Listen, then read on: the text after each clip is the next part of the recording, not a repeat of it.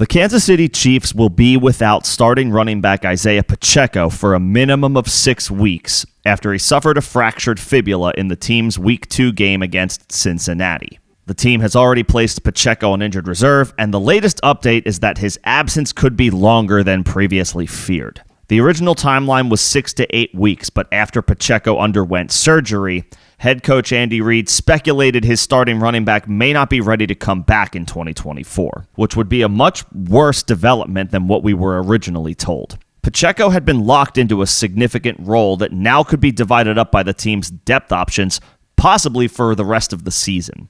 The outstanding question, of course, is will any one player emerge as a consistent producer for fantasy purposes? The favorite for that role going into Week 3 appears to be rookie Carson Steele, an undrafted free agent that made the team after a strong showing in the preseason. Reid even suggested in a press conference he expects Steele to step up in Pacheco's absence. The team also added Samaje Perine after he was released by Denver and just signed Kareem Hunt and Keontae Ingram for additional depth. Perine projects to take over the third down role that had been held by Jerick McKinnon over the past couple years, but it's possible Hunt takes some of those opportunities for himself. In Week 2, Steele saw 14 snaps while Perine saw 9.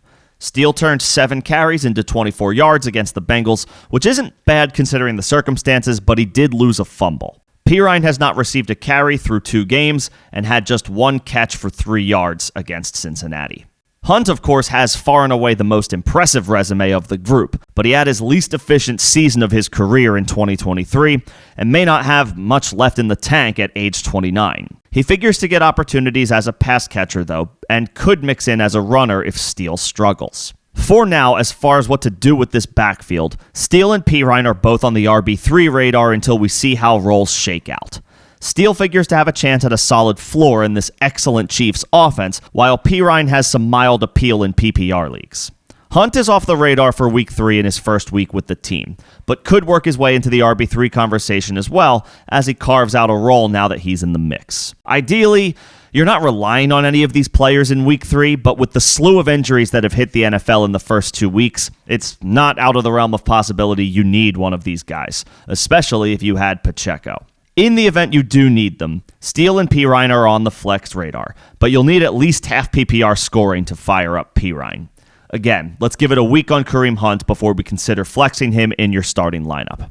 As far as the long view, Steele is the favorite to be the running back to own, but as an undrafted free agent who was previously listed as a fullback, it's difficult to definitively declare him the guy with multiple proven vets on the depth chart. Let me know if your options for your lineup include one of the Chiefs' running backs, and we can sort out what to do from there.